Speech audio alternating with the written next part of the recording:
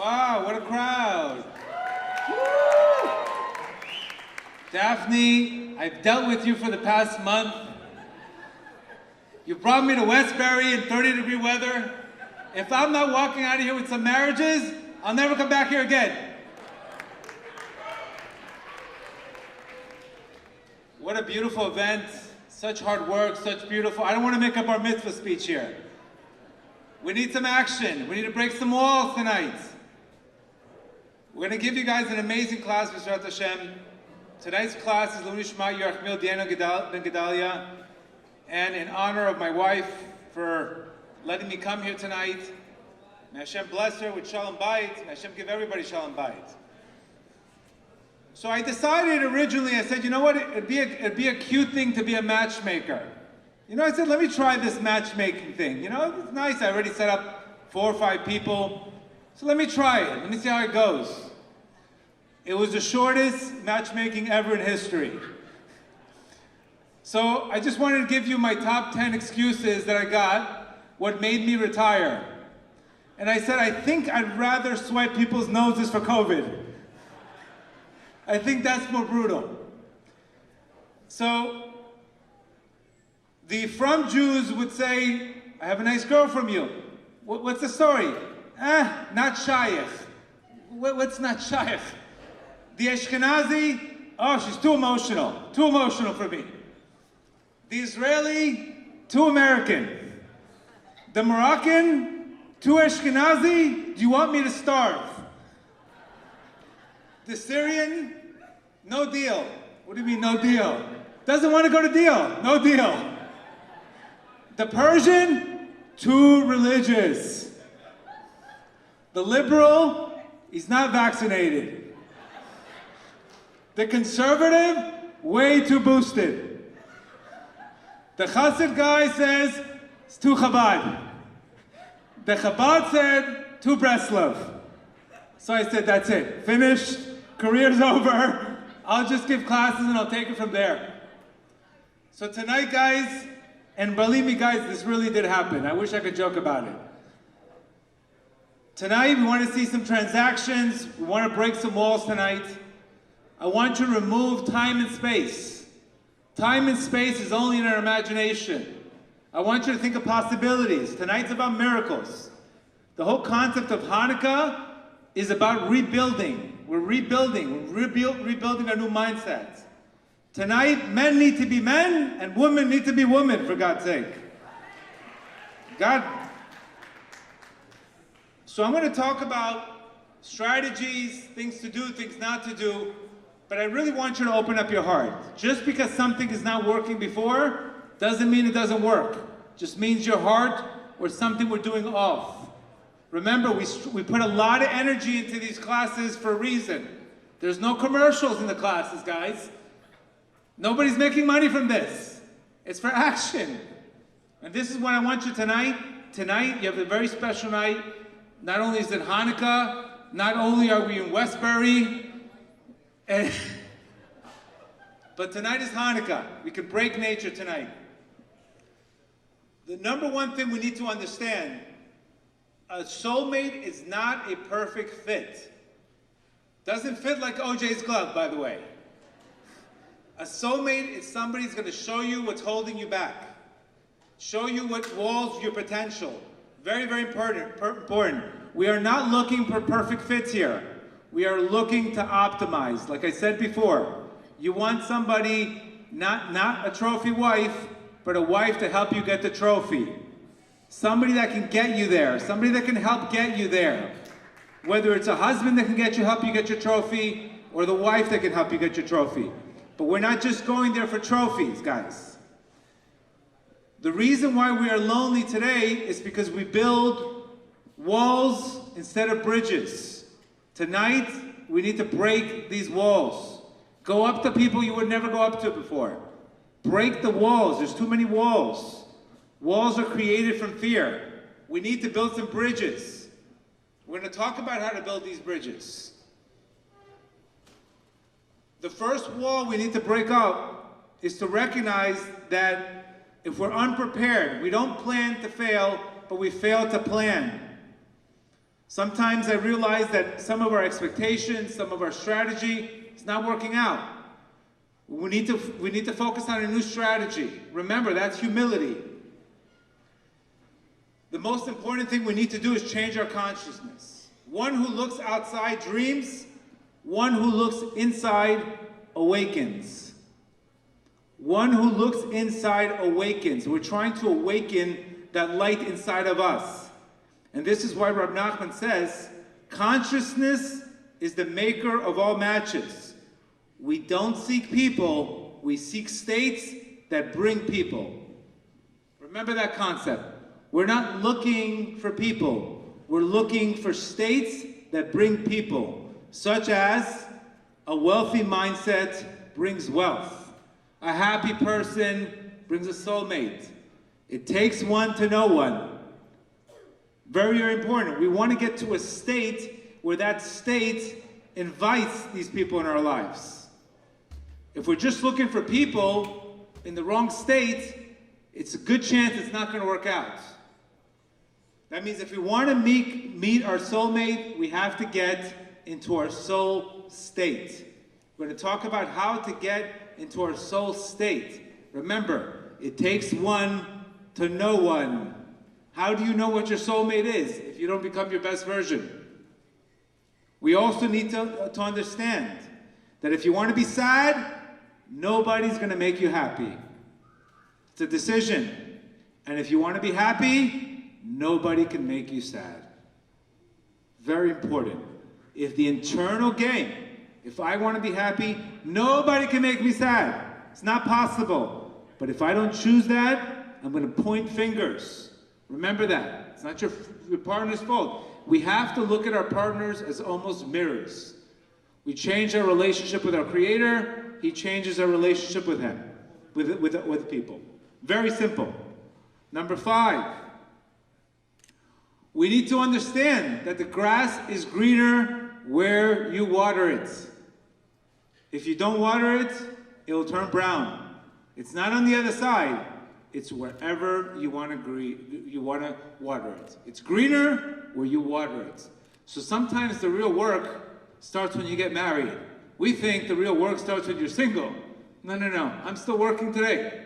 I thought I was already 10-year contract. I don't have to work anymore. I'm still working. The real work starts when you get married. So don't spend too much time thinking about getting married. You're going to learn anyway. Once we approve ourselves, the world will also approve you.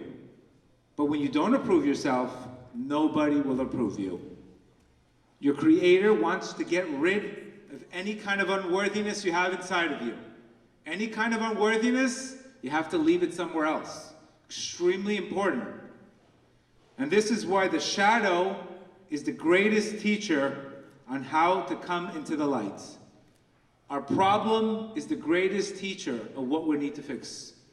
This is exactly what we're looking for. We're looking for the light. But the shadow teaches us how to come into the light. And that's a very important, because once I know what the shadow is, I can now deal with how to get to the light. The highest level of spirituality is to know oneself. And the biggest sin is to lose oneself. We lose oneself in codependent relationships, lost self. We lose ourselves in relationships out of approval, out of fear. You can never lose yourself. That's the beginning of all end. And again, money's not going to solve it. Nothing's going to solve it. But our job is to work on the state that attracts and it brings that people in our lives. Let's talk about 10 ways to stay single. What's the segula to stay single? Number 1, assume you're always right. That's a number 1 segula to stay single. Number 2, the greatest way to stay single, start tomorrow. That's a great way. Number 3, blame the scene. Blame the scene. That's a perfect way. Keep you there forever. Number 4, watch things happen instead of making things happen. There's three types of people. One says, I don't know what happened. One says, look what happened. And one says, let's make it happen. We need to make it happen, guys. We need to make it happen. Number 5, listen to classes and do nothing. That's a great way to stay single. Listen to as many and do absolutely nothing with it. Number 6, fail once, quit forever. Fail once, quit forever. Stereotype every relationship based on one bad experience. If you're not willing to have the courage to say goodbye, life will never treat you with a new hello. You have to say goodbye sometimes. You have to say goodbye, then life says, hello, hello. Can you say hello without saying goodbye? It's like sitting in those doors that either they're going this way or they're going this way, but you can't sit there. Either you say goodbye and you'll treat the new hello. Very important. Number 7, wait for perfect conditions to get married. That's a guaranteed no. I need to make sure that it falls in my aunt's Persian birthday and this and that. I mean, there's no perfect conditions, guys. It's there's never a perfect condition to work out. There's never a perfect condition to make money. There's never a perfect condition to get married either. Because life is one big learning cycle. Stop waiting for perfect conditions. It's just an excuse out of fear. I can't watch the same single scene over and over. I cry.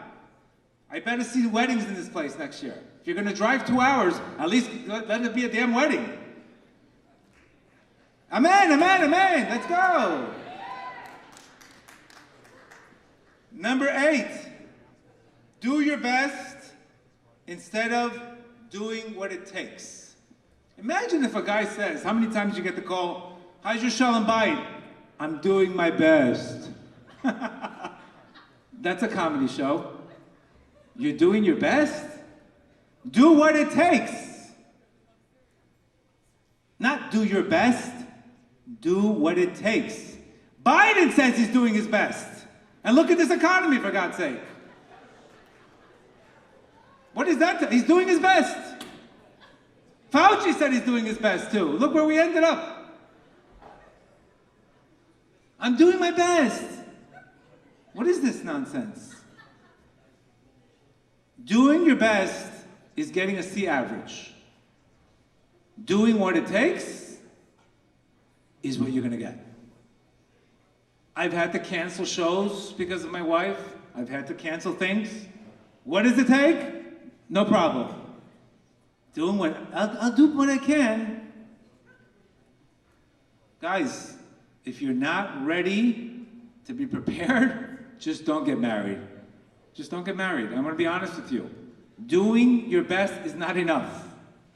It's not enough today. I hate to tell you. You need to do what it takes. If I tell you guys, I need you to do a 40-day challenge, I'm doing my best, it's hard for me. Okay, stay single and broke. Stay single and broke. Is this what you want? No problem. If I was 27 years old talking like this, I would jump off a building. I'm doing my best. Enough, guys, enough. Why do you think your Creator gave you Ratzon?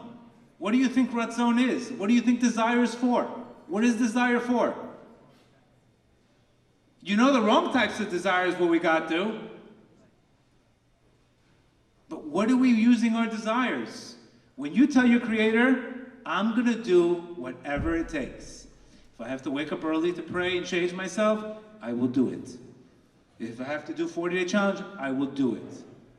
But when you start saying, I will do my best, you know, when they told me you have to go to Uman this year, and they told me there's a war, if I said I'll do my best to get there, I wouldn't have left MIA. But if I said, I'm going to do what it takes to get to Uman, that's how I ended up in Uman. You need to make a decision. You need to make a decision to turn it up. You only have one life to live. I have no idea what comfort is doing for anybody anyway. I have no idea.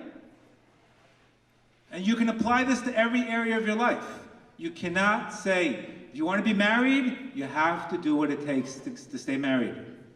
It's no longer, the odds are against you today. Women are calling 75% of the divorces today. Guys, women are calling 75% of the divorces. It's a serious business to stay married today. Forget getting married. Staying married is even harder. And the last thing you want to do is you want to go into a marriage unprepared. So get into that mindset, I will do what it takes. And that's going to require pain. We're going to talk about those three things. That should be the line today. I will do what it takes. And we have certain employees, and some employees say, I did my best, and they're no longer working at the company anymore. I'm sorry, they're no longer working at the company. Because you're doing your best at 10% capacity is not going to do much for anybody. But when you do, I'll do what it takes, these are the ones that are getting and rising in the company. Guys, it's the same formula. Interested is doing your best. Committed is doing what it takes. Between interested and committed, there's a big difference. It's going all in or saying, I'll try. Pick one person, go all in, make it happen. But if you don't have that desire, because our sages already tell us, our sages are already telling us that every rose has a thorn. Our sages are already telling us before a couple's going to get married, the other side wants to block it. Our sages they're preparing for obstacles already. And what are you going to do when you say, I tried my best, it didn't work? No, it's not enough. You have to give it all you can. That is the most important thing. Number 9, they make mistakes and they repeat mistakes. If you make a mistake, you learn from it, but don't repeat it. Make mistakes, repeat mistakes. Hi, Gedale, what happened? Did you get physical in the relationship? I tried. You made mistakes, you repeat mistakes. I can only tell you the rules. My rules come from the Zohar, Rabbi Nachman, the Baal Shem Tov. These are the rules. You guys do what the heck you want to do with the rules. There are rules to getting married, and there are rules that are going to confuse you. So you have to make a decision of what you want to do. And the worst thing in life is to do this over and over again. Over and over again. When are we going to have some delayed gratification, guys? When are we going to have some delayed gratifications? This is what we need. We need to focus on our goal and starve our distractions. I'll tell you why this is so important. This is not just some motivation BS, guys. This is, if you don't grow, you're going to get the price for low self-esteem. And that price is going to be, I promise you, it's going to be much greater than the price you would have taken for the growth. You need to understand that. Yes, this is not easy. Nobody's saying it's easy. It takes a lot of work. But I promise you, you will be much happier because you reach your full potential. And that is the goal. So again, if we made a mistake, let's not repeat it. Number 10, always take everything personal and then get emotional. When you take it personal, you're going to get emotional. Not everything is about you. You have a breakup, it didn't work, move on with a new strategy. If I got married after 60 days from my divorce, so could you.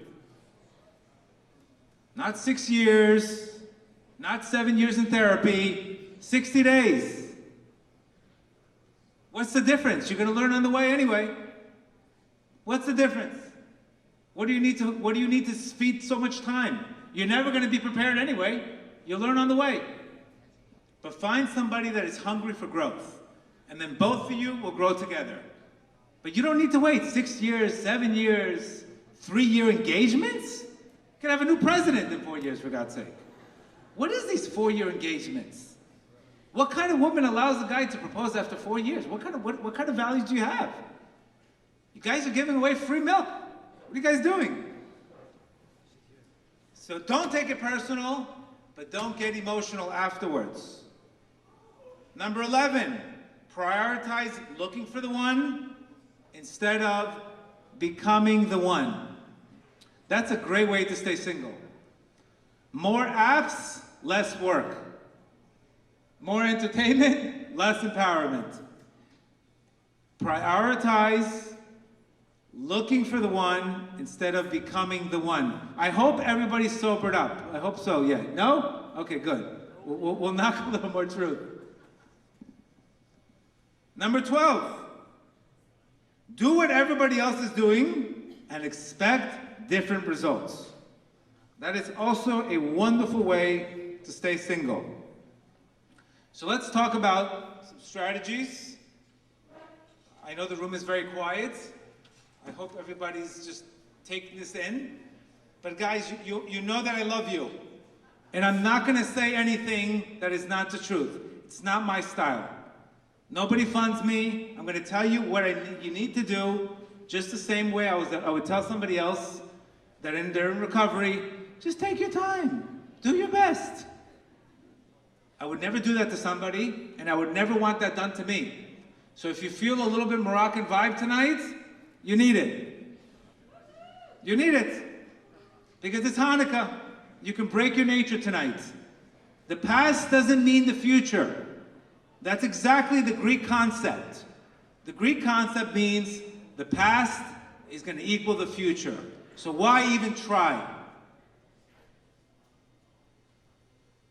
If I had to deal with 30 phone calls from Daphne to put this event together, you guys could put some work in. You guys could put some work in. I put my time in. Practical tools on how to get into our soul state. We need to know the difference between love. Love is not infatuation, guys. Love, you get endorphins. Infatuation, you get adrenaline. If you're feeling too much adrenaline, you're not in a real relationship, by the way. Endorphins get released. Adrenaline is up and down.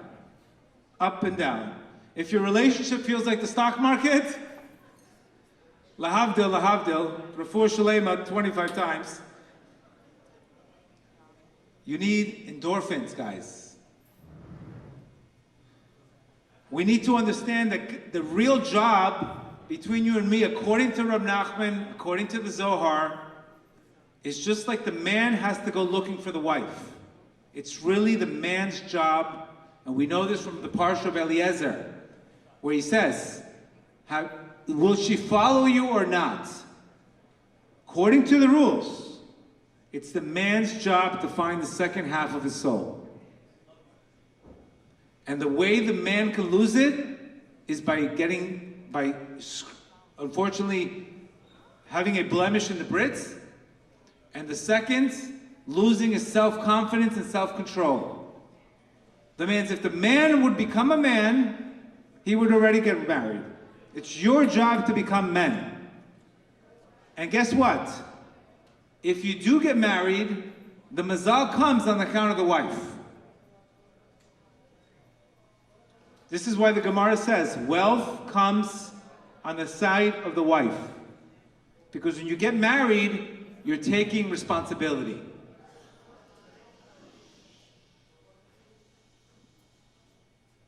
When you get married, you're taking responsibility. So sometimes, because you took responsibility, wealth will come to you.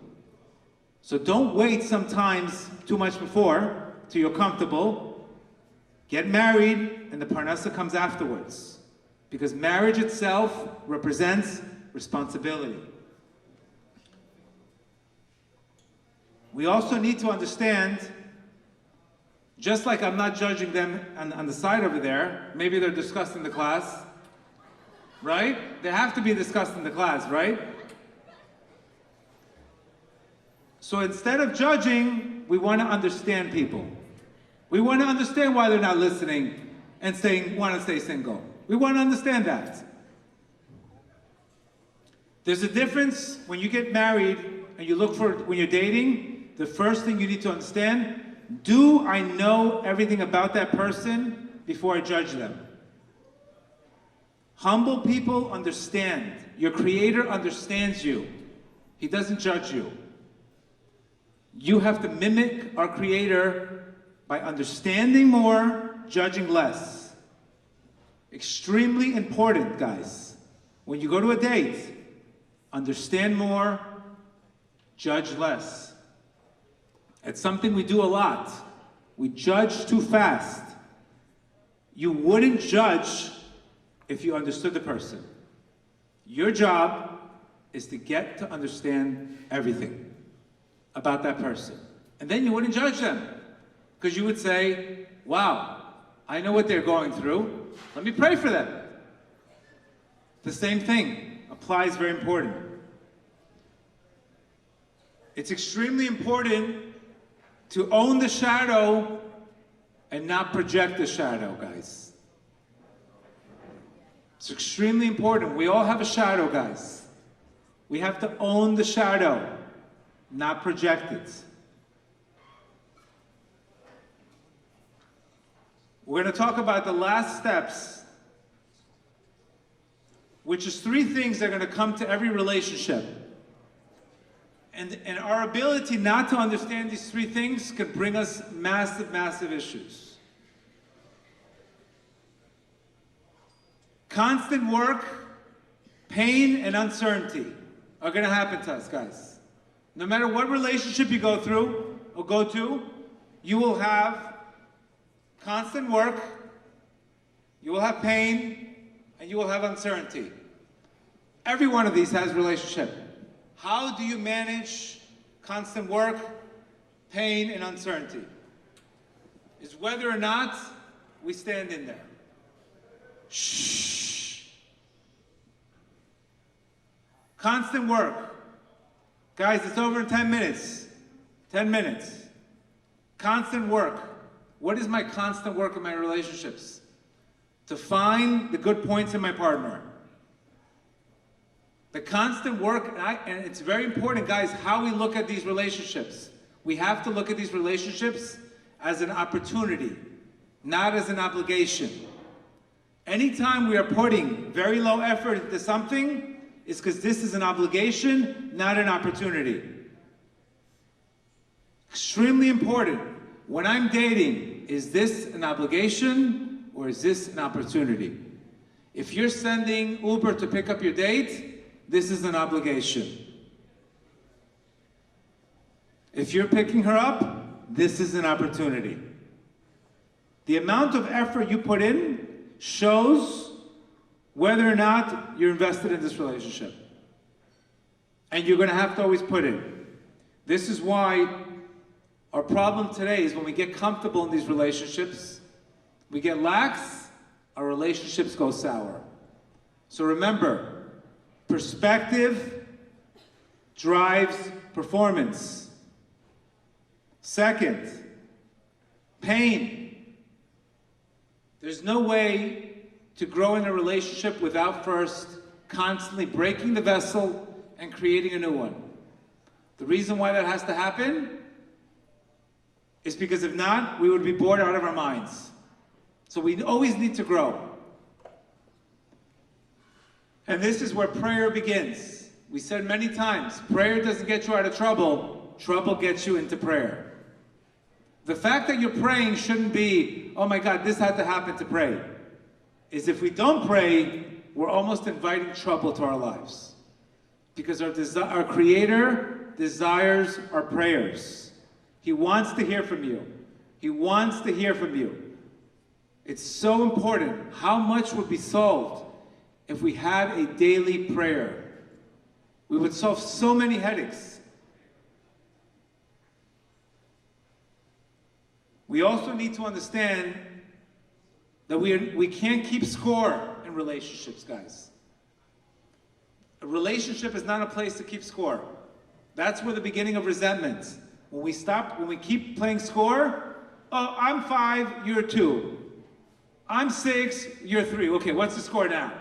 5-1. Well, that means I should be resentful, right? What are we keeping score? Would you want your creator to keep score? Should I keep score of who's talking in the bar? Should I keep score? No. I appreciate them. We can't keep score, guys. We can't keep score. If you're going to a relationship, don't go with the scoreboard. That's a very New York thing, guys. That's the number one problem I hear. Well, I did this, I do this, I do this. I'm up 5-1. I'm mad. Can't keep score. If you're going to do it out of your heart. I'd rather get paid in heaven than get paid down from a human being. Don't you agree? When you don't keep score, you get paid in heaven. When you forgive somebody, you get paid in heaven. When you resent somebody, nobody's paying you. Not heaven, nor the person. So don't keep score. Go in there with understanding. Go in there with no judgment. And see what happens. But don't keep score. This is the number one thing I hear. I do this, they do nothing. People are not going to be very motivated when you tell them, I'm up 10-1. You're a loser. What are you going to do now? How is that going to motivate somebody? Guys, think about it. Think about how that's going to motivate somebody when you tell them you're down 10 points. Why would he says, listen, no matter what I do, I can't score anyway. I might as well not do anything. It's extremely important, guys. You cannot shove your scorecard on your partner. That causes resentment and it kills a relationship. It doesn't give incentive for the person to win. It doesn't give the incentive for the person to do better. It just tells them, you are not doing good. Think about it. If we tell our kids, you're doing this bad, you're doing this bad, you're doing this bad, you're doing this bad. What incentive? What we could say is, you're much better than this. What can we do? Where's the communication problem? Instead of keeping score. The same thing, we can't keep score in heaven. I prayed, I did this, I'm not meeting anybody. I did this, I'm not meeting anybody. Don't keep score. And the last thing you're going to go through is uncertainty. Financial conditions, anything can happen in relationships. And if you have issues with control, this is going to be a problem. I promise you, I'm going to give you a segula that I guarantee you, your partner will change somehow or another. Some will get more spiritual, some will get less. Nobody stays the same usually. Nobody stays the same. So what's going to happen when you deal with uncertainty? So you have to say, listen, it's okay to be on a different page, but we have to be on the same book. Let's be on the same book, but we might not be on the same page. But again, all of these things, if you guys look at, it's demands. This is not coming from the soul. The soul doesn't demand. The soul doesn't judge.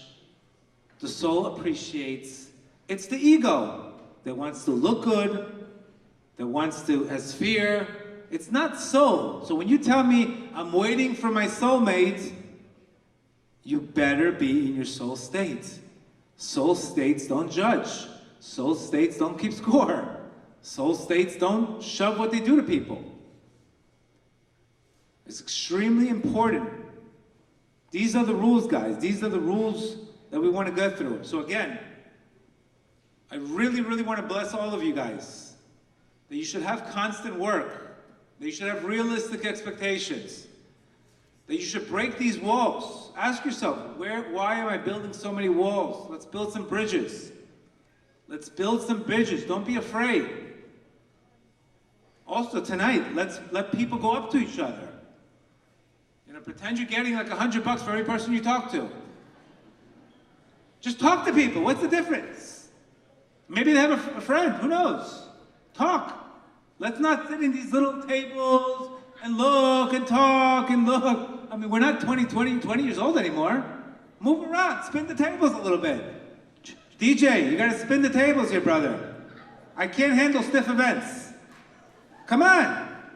What do we got to do to appease that to go to these singles events, for God's sake? Let's go! Break it up. God bless you guys.